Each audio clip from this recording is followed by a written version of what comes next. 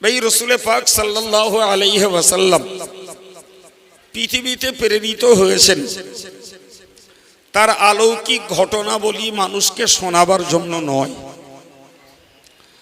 পৃথিবীতে তিনি প্রেরিত হয়েছেন তার জীবনের মুজিজা মানুষের কাছে প্রকাশ করার জন্য নয়, বরং আল্লাহর পক্ষ থেকে নবীকে পৃথিবীতে পাঠিয়েছেন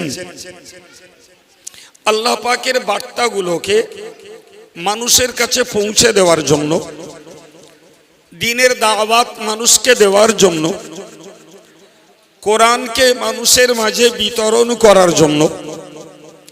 এটাই ছিল আল্লাহর পক্ষ থেকে নবীকে পৃথিবীতে পাঠানোর মূল কারণ। আল্লাহ পাক কোরআন শরীফে বলেছেন, লাকাদ মান্নাল্লাহু আলাল মুমিনিনা ইয বাআসা ফীহিম রাসূলাম মিন আনফুসিহিম। আল্লাহ বলছেন, আমি ঈমানদারদের প্রতি দয়া দেখিয়েছি। সুবহানাল্লাহ। ঈমানদারদের উপরে আমি সহানুভূতি দেখিয়েছি। কিভাবে? আল্লাহ নিজেই বলছেন, আমি তাদের মাঝে আমার পক্ষ থেকে রসুল পাঠিয়েছি। সুবহানাল্লাহ। সুতরাং রসুল পাঠানো আল্লাহ পাকের পক্ষ থেকে ঈমানদারদের জন্য একটা সহানুভূতি। লাকাদ মান্নাল্লাহু আলাল মুমিনিন ইয বাআসা ফীহিম রাসূলাম মিনহুম। আল্লাহ বললেন, আমি ঈমানদারদের জন্য তাদের কল্যাণে, তাদের উপকারার্থে একজন রসুল পাঠিয়েছি। ইয়াতলু আলাইহিম আয়াতি, যে রসুল এসে তাদের মাঝে কোরআন পড়িয়েছেন। ওয়ায়ুযাক্কিহিম, তাদের মনের গ্লানি, মনের হিংসা, মনের অহংকার এগুলোকে বিদূরিত করে একটা পরিষ্কার পরিচ্ছন্ন অন্তরের মানুষ বানিয়েছেন। আর কি করেছেন? ওয়ায়ুআল্লিমুহুমুল কিতাবা ওয়াল হিকমাতা। ওই নবী এসে মানুষের মাঝে কোরআনের জ্ঞান বিতরণ করেছেন এবং মানুষের কাছে নবীর সুন্নাত এগুলোকে মানুষকে প্রশিক্ষণ দিয়েছেন। সুতরাং এই আয়াত থেকে আমরা খুব স্পষ্ট বুঝতে পারি, প্রিয় নবী সাল্লাল্লাহু আলাইহি ওয়াসাল্লামের ধরা পৃষ্ঠে আসা কোরআন পড়াবার জন্য, কোরআনের জ্ঞান বিতরণ করার জন্য, নবীর সুন্নতগুলোকে মানুষের মাঝে ছড়িয়ে দেওয়ার জন্য এবং মানুষের হৃদয়টাকে পরিষ্কার পরিচ্ছন্ন একটা সাধু স্বচ্ছ মনের মানুষ বানাবার জন্য। সুবহানাল্লাহ। সম্মানিত ভাইরা আমার, আমি শুধু আমার আলোচনার প্রেক্ষাপটটুকু তৈরি করছি। নবী করিম সাল্লাল্লাহু আলাইহি ওয়াসাল্লাম তিনি 41 বছর বয়স থেকে এই কাজের দায়িত্ব পেয়েছেন এবং তার জীবনের 63 বছর বয়স পর্যন্ত একাধারে এই কাজ চালিয়ে গেছেন। কিন্তু এই 23 বছরের বয়সটা আমরা শুনেছি দুটো ভাগ। একটি হলো তিনি 13 বছর কাটিয়েছেন মক্কা নগরীতে, আর পরের 10 বছর কাটিয়েছেন মদিনা নগরীতে। সম্মানিত ভাইরা আমার, এই যে 13 বছর মক্কা নগরীতে তিনি কাটিয়েছেন, তো এই 13 বছরে তিনি অত্যাচারিত নবী, নিপীড়িত নবী, লাঞ্ছিত নবী, পদদলিত নবী, বিদ্রুপিত নবী, এই 13 বছরে তিনি নানানভাবে ওদের কাছে নিষ্পেষিত হয়েছেন। এরপর রাসূল করিম সাল্লাল্লাহু আলাইহি ওয়াসাল্লামকে আল্লাহ পাক তার জন্মভিটা মক্কা ছেড়ে মদিনায় যাওয়ার আদেশ দিয়েছেন। ভাইরা আমার, আমরা কেউ স্বদেশ থেকে বিদেশে বেড়াতে যাই, কাজ মিটিয়ে আবার স্বদেশে ফিরি। এটা মানুষের কাছে একটা আনন্দের হয়, একটা ফুর্তির হয়, নতুন জায়গা নতুন দেশ দেখার একটা স্পৃহা মানুষের মধ্যে তৈরি হয়, কিন্তু তারপরেও দেখা যায় যে সময়টা লম্বা হয়ে গেলে তখন ওই বিদেশেও থাকতে আর মজা লাগে না। সত্যকারের কথা বলতে কি, এখানে হাজী সাহেবরা আছেন অনেকেই, ভাই হজের মতো একটা ফরজ ইবাদত, এটা মানুষ টাকা খরচা করে আল্লাহ আল্লাহ রসুলের মোহাব্বতে করতে যায়, কিন্তু বুকে হাত দিয়ে বলতে হবে নবীর জন্মভিটা দেখা, কাবা দেখা, কাবার তওয়াফ করা, হেরেম শরীফে নামাজ পড়া, দোয়া কবুলিয়াতের জায়গায় দোয়া করা, রসুলের মাজার মুকদ্দাস সচক্ষে দেখা এবং সেখানে রসুলের জিয়ারত করা, সরাসরি রসুলকে সালাম দেওয়া, এতগুলো মনের আবেগের কাজ থাকা সত্ত্বেও সত্যি করার কথা বলছি, হজের কাজ সম্পন্ন হয়ে গেলে না হাজী সাহেবদের তখন বাড়ি আসার মন টানে। বিশ্বাস হয় আমার কথা?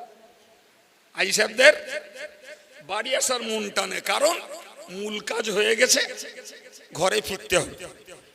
ঘরে বিবি বাচ্চা আছে, দেশবাসী আছে, গ্রামবাসী আছে, তাদের কাছে ফিরতে হবে। যদি বলে যে হুজুর ওই জায়গা থেকে আবার কেউ ফিরতে চায়, আমি বলবো হ্যাঁ ভাই, কাজ মিটলে না সবারই ফেরার মন হয়। কাজ মিটলে, কাজ পর্যন্ত মানুষ টানে টানে থাকে, কিন্তু কাজ মিটলে সবারই ফিরতে মন চায়। হয়তো আবেগের তাড়নায় কেউ বলে যে যদি সৌদি সরকার থাকতে দিত তাহলে বাকি জীবনটা এখানে থেকে যেত, ভাই ওটা আবেগে বলে, কিন্তু সৌদি সরকার থাকতে দেয় না, আর যদিও দেয় কিছুদিন দিলেও মন ছটফট করবে বাড়ির লোকের দেখার জন্য। কথা বুঝে আসছে কিছু? এবার বুঝুন, রসুল করিম সাল্লাল্লাহু আলাইহি ওয়াসাল্লামকে তার জন্মভিটা ছেড়ে তাকে 450 কিলোমিটার রাস্তা মদিনার অভিমুখে যাওয়ার নির্দেশ দিচ্ছেন আল্লাহ। অনেক ঐতিহাসিকরা বিষয়টাকে নিয়ে মন্তব্য করেছেন যে হযরত মুহাম্মদ কাফেরদের অত্যাচারে অতিষ্ঠ হয়ে মক্কা ছেড়ে মদিনায় গেছিলেন। এটি রসুলের নামে একটা ডাহা মিথ্যা কথা বাবা, একটা ডাহা মিথ্যা কথা। ভাই অতিষ্ঠ হওয়ার আরেক সাধারণ অর্থ হলো অধৈর্য হওয়া। ভাই নবীর জীবনে অধৈর্য ছিল না বাবা। যদি নবীর জীবনে অধৈর্য থাকতো তাহলে দিন প্রচার করার কারণে নবী যে পরিমাণ কষ্ট পেয়েছেন, অনেক আগেই রাগ করে, ক্ষোভ করে, অভিমান করে দিন প্রচার করা বন্ধ করে দিয়ে তিনি পুরো বসে যেতেন। আমার কথা বুঝতে পারছেন কি? কই না তো বাবু। বরং সূক্ষ্ম মুহাদ্দিস ঐতিহাসিকরা লিখেছেন যে রসুলের ভিতরে ছিল পাহাড়ের মতো ধৈর্য। সুবহানাল্লাহ। পাহাড় যেমন অটল অনড়, আমার রসুল পাক সরকারে দো আলম দিন প্রচারের ক্ষেত্রে ওই রকম অটল অনড় ধৈর্যশীল ছিলেন, যার ফলে দিন প্রচারের ক্ষেত্রে নবীর ভিতরে কোনো অলসতা, কোনো উদাসীনতা, কোনো অমনোযোগিতা কিছুই কোনোদিন লক্ষ্য করা যায়নি। অতএব রাসূলুল্লাহ লোকেদের অত্যাচারে অতিষ্ঠ হয়ে তিনি মক্কা ছেড়েছেন এটা ঠিক নয়। বরং একটা সূক্ষ্ম তথ্য মনে রাখুন ভাই, নবুয়তের 6 বছর, তার মানে রসুলের বয়স তখন 46, 6 বছর দিন প্রচার হচ্ছে। সত্যই নবীর সাহাবীরা একেবারেই কোণঠাসা, একেবারেই নবীর সাহাবীরা হতাশ, নিরাশ, যে কোনো অবস্থাতেই দিন নিয়ে, ইবাদত নিয়ে, আমল নিয়ে মক্কায় মন খুলে বাঁচা যাবে না। তাই সাহাবাই কেরামেরা রসুলের সঙ্গে পরামর্শ করে মক্কা ছেড়ে আবিসিনিয়াতে, হাবশি দেশে যাওয়ার জন্য তারা মন স্থির করলেন। অনেক সাহাবীরা রওনা দিয়েছেন, আর এই ধারাবাহিকতা মাঝে মধ্যে চলতে রয়েছে। কিতাবে এসেছে হযরত আবু বকর সিদ্দিক রাদিয়াল্লাহু আনহু তিনিও ওই সময়ে মক্কা ছেড়ে তিনিও হাবশী দেশে যাওয়ার জন্য মনে মনে পরিকল্পনা করলেন যে আল্লাহর দ্বীনটাকে যদি মন খুলে মোহাব্বত নিয়ে আমল করতে হয়, তাহলে এত চাপের মাঝে, এত লুকিয়ে চুকিয়ে এবং এত ত্রাসের মধ্য দিয়ে আল্লাহর দ্বীনকে মন খুলে পালন করা যাবে না। কথা বুঝে আসছে? তো উনিও ঠিক করলেন চলে যাবেন। রাসূল করিম সাল্লাল্লাহু আলাইহি ওয়াসাল্লাম শুনে বললেন, আবু বকর তুমি হিজরত করো না, তুমি মক্কা ছেড়ো না। আমি আন্দাজ করছি বা মনে মনে করছি আল্লাহ পাক আমাকেও হিজরত করার অনুমতি দিতে পারেন, আমাকেও দেশ ছাড়তে হতে পারে।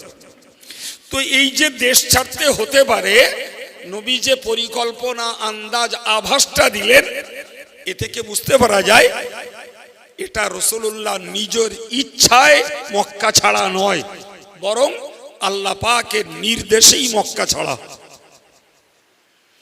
সম্মানিত ভাইরা আমার, মনে রাখুন, সময় যখন হয়ে এলো, আল্লাহ পাক নবীকে মক্কা ছাড়ার অনুমতি দিলেন, মক্কা ত্যাগ করতে আদেশ করলেন। এই ব্যাপারটা অন্য কিছুই না, মক্কা যেমন একটি জনবসতিপূর্ণ এলাকা এবং সেখানেই ছিল তৎকালীন সময়ে দ্বীন প্রচারের একটা কেন্দ্র। মদিনা ছিল তৎকালীন সময়ের দ্বীন প্রচারের আর একটা কেন্দ্র। দ্বীন প্রচারের জন্য একটি জনঘন বসতিপূর্ণ একটা এলাকা।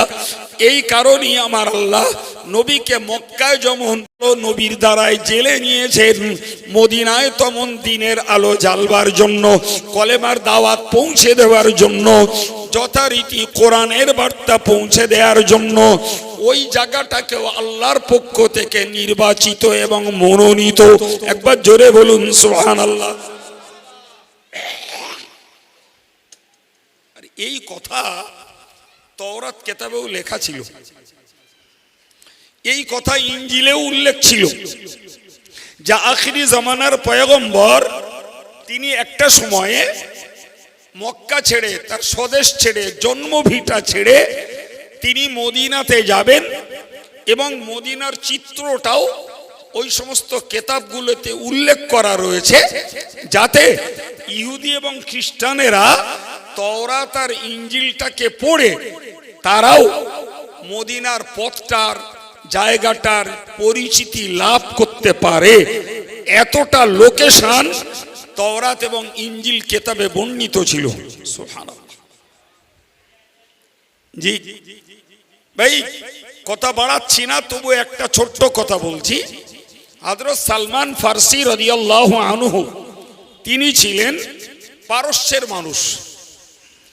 তো তিনি পারসিক ধর্ম, অগ্নি পুজো ছিল তার ধর্মের মূল ইবাদত। তার পরিবাররা সবাই আগুন পূজা করত, উনিও তাদের সঙ্গে পড়ে আগুন পূজা করতেন। কিন্তু ওইটা তার কাছে, মনের কাছে ভালো লাগতো না। মনে মনে সন্ধান করতেন যে এই আগুন পুজো ছাড়া আর কোনো ইবাদতের কোনো পদ্ধতি, কোনো প্রক্রিয়া কারোর কাছে পাই কিনা। খুঁজতে খুঁজে একজন পাদ্রীকে পেলেন। তো ওই জমানার যারা পাদ্রী, তারা ইনজিল কেতাবের অভিজ্ঞ। সুবহানাল্লাহ বলেন। পাদ্রী মানে খ্রিস্টানদের ধর্মযাজক, আর খ্রিস্টানদের জন্য আসমানি কেতাবই ছিল ইনজিল। এখন যেটা ইনজিল নামে চলছে, এটা একটা বিকৃত জিনিস, কিন্তু ওই জমানায় ইনজিলের আসল রূপ, আল্লাহর পাঠানো আসল বার্তা তখন যথারীতি মওজুদ ছিল। সুবহানাল্লাহ। ফলে ওই পাদ্রীর কাছে আল্লাহ পাকের বিধান, আল্লাহর প্রেমের ইবাদত আমল, আল্লাহর প্রেমের মুরাকাবা মুশাহাদা ওই পাদ্রীর কাছে পাওয়া যেত। শুনতে পাচ্ছেন? এই কারণেই হযরত সালমান ফারসি রাদিয়াল্লাহু আনহু পরিবারের অগোচরে তার কাছে যেয়ে ওঠা বসা করতেন, তার শিক্ষা নিতেন, নিতে নিতে তার কাছে দীক্ষা নিলেন এবং তার নির্দেশ মতো তিনি আল্লাহকে পাওয়ার সন্ধানে, আল্লাহর প্রেমের সন্ধানে ধ্যানমগ্ন হতেন। কিন্তু কালে কালে কালে কালে সেই পাদ্রী যখন বৃদ্ধ হলেন, একদিন উনি বললেন যে আপনি তো আস্তে আস্তে প্রবীণ হয়ে আসছেন, হঠাৎ করে কবে হয়তো চলে যাবেন, তো আপনার পরে আমি এই দিনের শিক্ষা দীক্ষা মোরাকাবা মুশাহাদা কার কাছে নেব, কার কাছে নেব? উনি বললেন দেখো, আমি এই যে ধর্মের শিক্ষা দীক্ষা তোমাকে শিখিয়েছি এবং তোমাকে যে সমস্ত সাধনা করতে দিয়েছি, এটাই আসল নয়, এটাই শেষ নয়। তো হযরত সালমান ফার্সি হতবাক হয়ে গেলেন যে এতদিন পর্যন্ত এত মেহনতের সঙ্গে আমি যে কাজ করলাম এটাও শেষ নয়, এটাও চূড়ান্ত নয়, এটাই আমার আসল নয়, তাহলে সেটা আবার কি? সেটা আবার কি? ওই খ্রিস্টান পাদ্রী হযরত সালমান ফার্সি রাদিয়াল্লাহু আনহু কে বললেন, শোনো না বাবা, আমি মারা যাব, একদিন এই ধর্ম পৃথিবী থেকে লোপাট হয়ে যাবে, মনে রেখে দিও। আমার নবী ঈসা বলে গেছেন, মুবাশশিরাম বিরাসূলিন ইয়াতি মিন বাদি ইসমুহু আহমদ।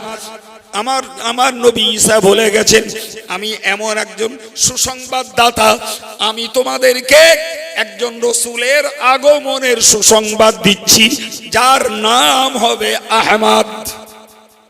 আর একটু মন খুলে বলেন, তাহলে খ্রিস্টান তথা এই ঈসাইদের নবী হলেন নবী ঈসা।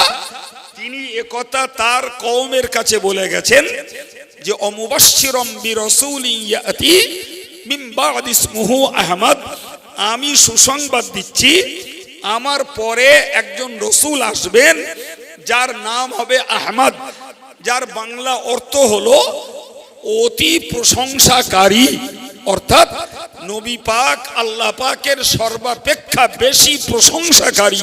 জোরে বলেন সুবহানাল্লাহ। এই জন্যই তার নাম আহমদ। সম্মানিত ভাইরা, কিন্তু বিশ্ব জুড়ে সেই নবীর নাম আমাদের কাছে কেন, গোটা বিশ্বের কাছে পরিচিত হয়েছে, নাম তার মুহাম্মদ সাল্লাল্লাহু আলাইহি ওয়াসাল্লাম। মুহাম্মদ মানে প্রশংসিত, অর্থাৎ সারা পৃথিবী জুড়ে যে ইনসান তৎসহ অন্যান্য প্রাণীকুল আমার নবীকে যেমন চিনেছে, তেমন এ নবীর ভূয়সী প্রশংসা শুধু মুসলমান করিনি বাবু, এ নবীর প্রশংসা করেছেন সারা পৃথিবীর ভিন্ন ভিন্ন ধর্মের মানুষরাও। তাহলে বিশ্ব মাঝে নবী প্রশংসিত একজন ব্যক্তিত্ব, আর আল্লাহ পাকের দরবারে ফেরেশতা মহলে নবী আহমদ তথা সারা পৃথিবীর শ্রেষ্ঠ একজন প্রশংসাকারী হযরত নবী ঈসা আমার নবীর আগমন বার্তা আহমদ নামে তার কওমের কাছে শুনিয়ে গেলেন। এই খ্রিস্টান পাদ্রী হযরত সালমান ফার্সি রাদিয়াল্লাহু আনহু কে বললেন যে আমি শেষ নই, এই দিনের বার্তাটাই শেষ নয়, এই সাধনা, এই মুজাহাদা, এই ইবাদত আমল শেষ নয়, বরং আর একজন নবী আসবেন, তেনার প্রচারিত শরীয়ত, তানার প্রচারিত বিধিবিধান, তানার প্রচারিত ইবাদত আমলের নিয়মাবলী, তার প্রচারিত জিকির তাসবিহ তেলাওয়াত, তার প্রচারিত মুরাকাবা মুশাহাদা, আল্লাহ প্রেমের ধ্যানমগ্ন হওয়া, ওটাই হলো আল্লাহ পাকের শেষ শরীয়ত এবং ওতেই রয়েছে আল্লাহ পাকের প্রেমের শেষ কথা। জোরে বলেন। সালমান ফার্সি একজন ভরা যুবক মানুষ, তিনি যেন খানিকটা হতাশ হলেন। হতাশার কারণ এটাই, যদিও একটা পরিচয় পেয়েছেন, কিন্তু কোথায় পাবো, তার ঠিকানা কোথায়, কিভাবে যাব, পথ মসৃণ নয়, সোজা সাপটা রাস্তা নেই। তো ওই খ্রিস্টান পাদ্রী বললেন যে তুমি তাকে পাবে এমন একটা জায়গায় যেখানে প্রচুর পরিমাণে খেজুর গাছ আছে। কি আছে? খেজুর বাগান। এই জায়গাটাই তার পুরাতন নাম ইয়াসরিব। এই ইয়াসরিব নামক জায়গায় ওই নবীর আগমন ঘটবে। তুমি আমার অবর্তমানে ওই জায়গার সন্ধান করো আর সেখানে পৌঁছে যাও। ওনার কাছেই তোমার আল্লাহ প্রেমের সাধনার সমাপ্তি হবে। সম্মানিত ভাইরা আমার, আমি আপনাকে এত কথা শুনিয়েছি একটা কথাই শুধু বোঝানোর জন্য, যে রাসূলুল্লাহ মদিনাতে হিজরত করবেন এটা পূর্বেকার কেতাবেও লেখা ছিল। সুতরাং রাসূল অধৈর্য হয়ে কাফেরদের অত্যাচারে মক্কা ছেড়েছেন। এ কথা অন্তত আমরা লেখাপড়া কম জানি আর বেশি জানি, ইতিহাস পড়তে কম পারি আর বেশি পারি। এই যে তথ্যটা কানে শুনছি, জিন্দেগিতে কোথাও কোনোদিন ভুলে যাব না। বরং এক কথায় মনে রাখবো, নবী অধৈর্য হয়ে মক্কা ছাড়েননি, অতিষ্ঠ হয়ে মক্কা ছাড়েননি, বরং আল্লাহর নির্দেশে আল্লাহর বরাদ্দ কলম অনুযায়ী নবী মক্কা ছেড়ে মদিনায় গেছেন। জোরে বলুন। ইঙ্গিত আল্লাহর, নির্দেশ আল্লাহর, স্বপ্ন আল্লাহর, যে এর বাস্তব কার্যকারিতার এর নকশা আল্লাহর করা। কার করা? যে জন্ম তার মক্কায় কিন্তু দেহ রাখবেন তিনি মদিনায়। এ নকশা কার? আল্লাহ। আমি আপনাকে এই কথাটা বোঝাতে চেয়েছি যে এটি ওই কাফেররা অত্যাচার করছিল বলে আল্লাহ পাক দুম করে নির্দেশ দেননি, বরং আল্লাহর কল্পনায় আগে থেকে ছিল বলেই আমার রসুলের আগমনের পূর্বের কেতাবেও ও কথা লেখা ছিল। কিন্তু হাজার হোক, নির্দেশ আল্লাহর, নির্দেশ আল্লাহর। তারপরেও মনের টান্ডা কি যায় বাবা? এই জোরে বলেন, মনের টান্ডা একদম না, একদম না।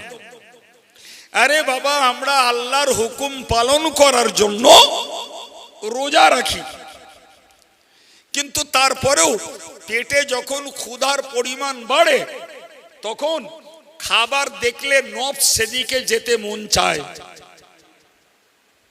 আর এই যেতে মন চাওয়াটাই সওয়াব। কারণ আমার খাবার মতো সুযোগ আছে, তারপরেও খাচ্ছি না আল্লাহর হুকুম পালন করার জন্য। সুবহানাল্লাহ। এই জন্যই তো ইফতারের কিছু আগে খাবার নিয়ে বসে নাড়াচাড়া করলে আল্লাহ খুশি হয়। সুবহানাল্লাহ। আল্লাহ ফেরেশতাদেরকে বলেন, দেখো না আমার বান্দার পেটে ক্ষুধা আছে, ভালো ভালো খাবার আছে, খাবার তুলে খাওয়ার মতো তাকত আছে, কিন্তু তাও আমার বান্দা অপেক্ষা করছে আমার নির্দেশিত সময় আসার জন্য। সুবহানাল্লাহ। তোমরা সাক্ষী থাকো, যে বান্দা ক্ষুধার তাড়না খাবারের সুযোগ থাকা সত্ত্বেও খাচ্ছে না, এই কারণেই আমি আল্লাহ তার জীবনের গুনাহ খাতাকে মাফ করে দিলাম। এই জন্যই রাসূল একটি হাদিসে বলেছেন, লিসাইমি ফারহাতান, ফারহাতুন ইনদাল ইফতার। রোজাদারের জন্য দুটি খুশি, একটি খুশি হলো ইফতারের সময়, কারণ ওই সময় আল্লাহ পাক বান্দার ওই চিত্র দেখে খুশি হয়ে যান আর ওই খুশিকে বান্দাকে ক্ষমাও করে দেন। ফারহাতুন ইনদা লিকাই রাব্বি, আরেকটা খুশি হলো কিয়ামতের মাঠে বিচারন্তে বান্দা যখন জান্নাতি হবে আর জান্নাতে আল্লাহর সাক্ষাৎ লাভ করবে, এটাই হলো রোজাদারের জন্য একটা চূড়ান্ত খুশি। সুবহানাল্লাহ। আমি কি বোঝাতে চেয়েছি? যে হাদিসটা বললাম, যতই আল্লাহর হুকুম পালন করছি তারপরও মনের একটা, আল্লাহ পাক তার নবীকে মক্কা ছাড়ার নির্দেশ দিলেন। রাসূলুল্লাহ জন্ম ভিটে ছেড়ে যে ভিটাতে তৃপ্ত 53 বছর কাটিয়েছেন। ওই মাটির সঙ্গে তার মনের টান, ওখানকার মানুষের সঙ্গে তার মনের টান, ওখানকার আবহাওয়ার সঙ্গে তার মনের টান। রাতের অন্ধকারে নবী আমার মক্কা ছেড়ে মদিনার অভিমুখে রওনা দিয়েছেন। কিন্তু ভাইরা আমার, নিশ্চিত রাসূলুল্লাহর ভিতরে আল্লাহর হুকুম পালন করার যেমন বাস্তবতা ছিল, তেমন স্বদেশ আর মাতৃভূমির প্রতি তার অন্তরের মায়ার টানটাও ছিল। অন্তরে মায়ার টান, একদম মায়ার টান ছিল। ভাইরা আমার, আপনাকে এই প্রসঙ্গে আর একটা কথা বোঝাই, খুব ভালো করে মনে রাখুন।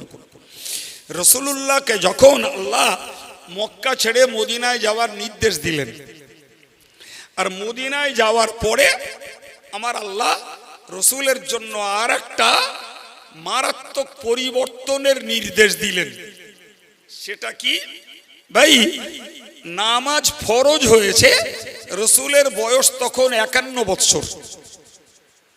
এর আগেও নবী বিগত দিনের নবীদের অনুকরণে এশার নামাজ, ফজরের নামাজ এগুলো পড়তেন, সুবহানাল্লাহ।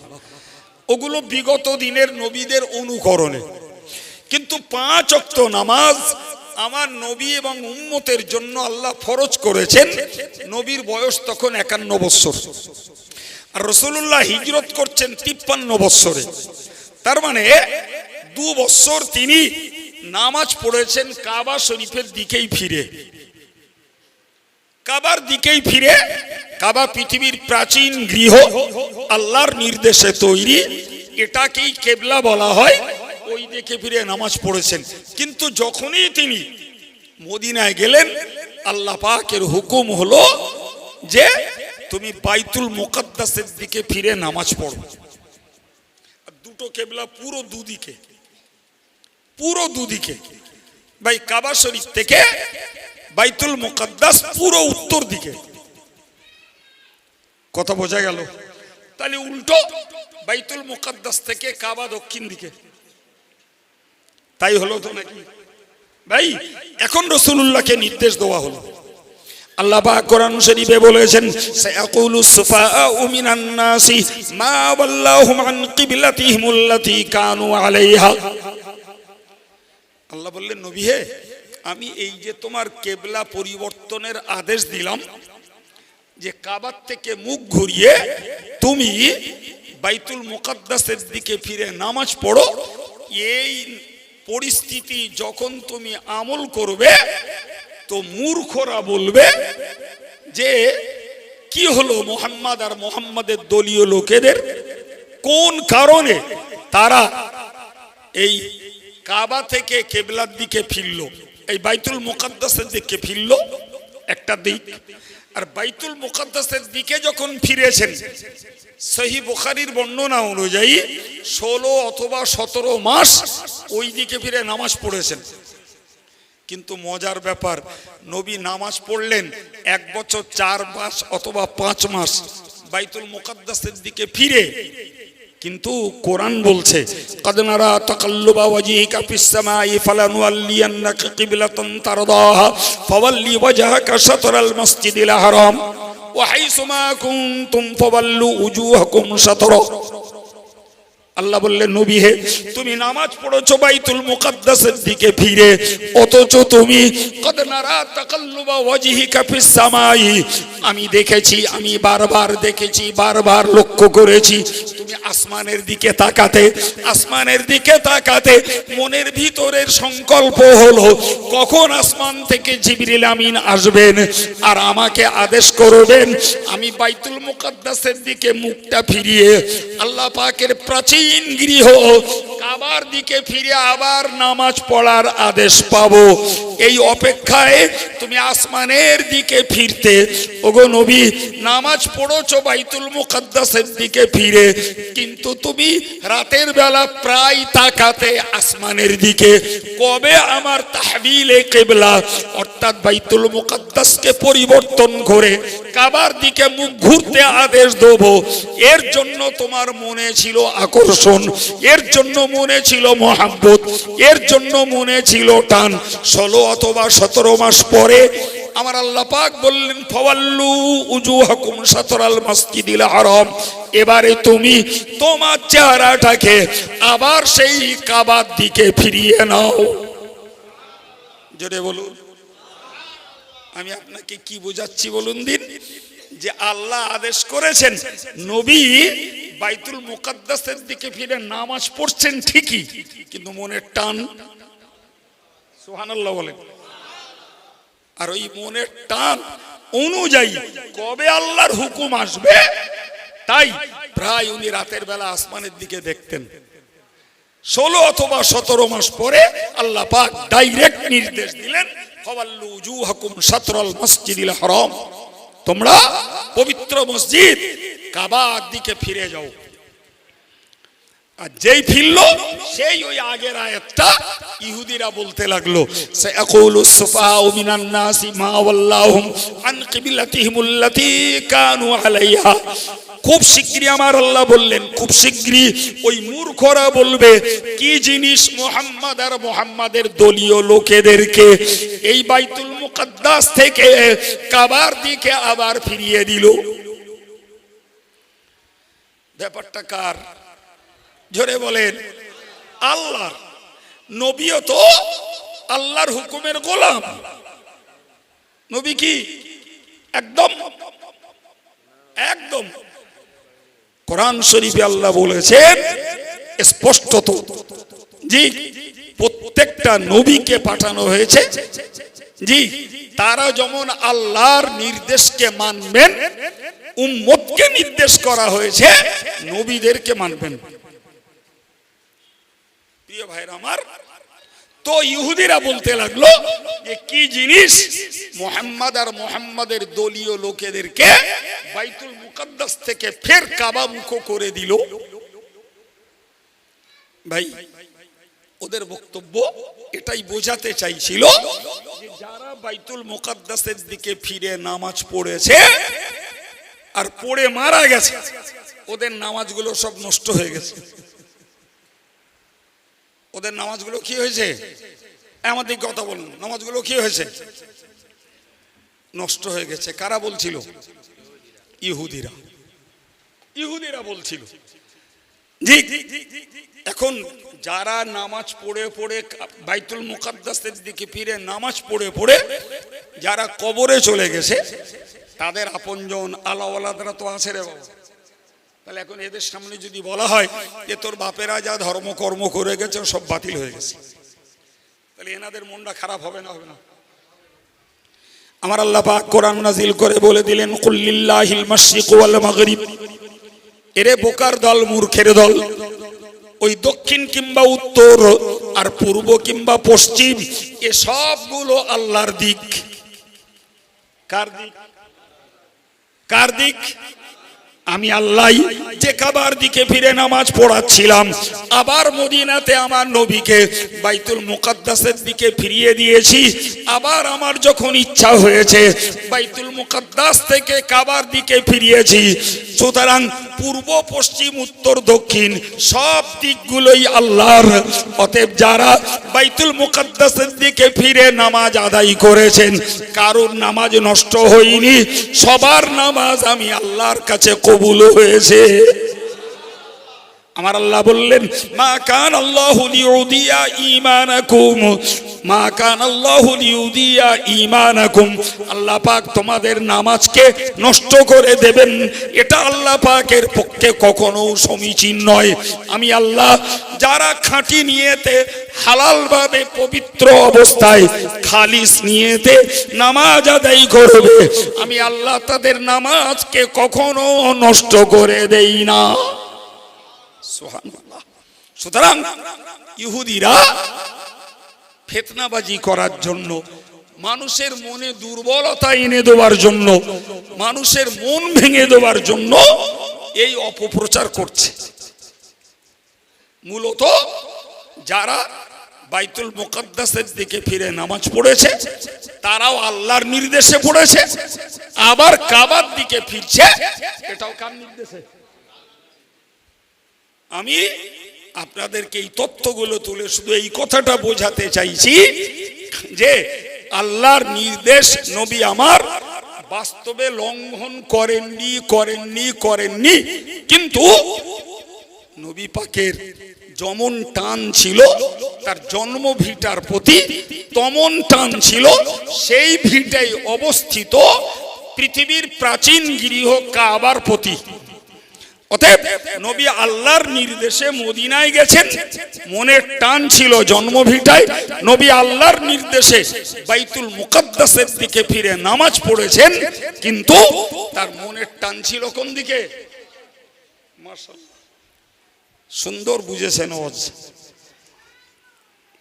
প্রিয় ভাইরা আমার, আমি এতগুলো কথা বলার পরে আমি একদম গোড়ায় যে আয়াত পড়েছিলাম সেই আয়াতের দিকে ফিরছি। এতটা কথা বলার পরে ভাই, তাই রাসূলুল্লাহ মদিনায় থেকেছেন, সেখানে দিন প্রচার করতে